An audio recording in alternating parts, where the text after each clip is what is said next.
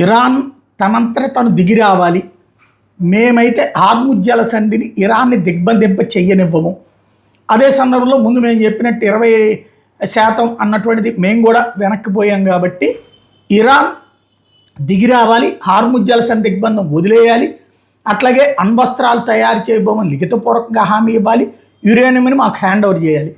అవి చెయ్యకపోతే ఇరాన్ని దాని మీద చర్చలకి ముందుకు రావాలి. చర్చలకి రాకపోతే ఇప్పుడు వరుసగా రోజుకొకసారి అటాక్ చేస్తున్నటువంటి వాళ్ళం వచ్చే వారానికల్లా ఇరాన్లో ఉన్నటువంటి బ్రిడ్జెస్ పేల్చేస్తాము, అలాగే అక్కడ ఉన్నటువంటి విద్యుత్ కేంద్రాలు పేల్చేస్తాము.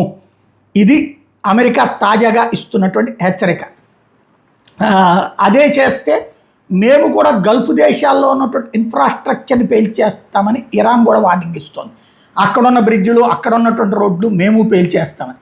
దాంతో ఏమవుతుంది అనే ఉత్కంఠ పెరుగుతోంది.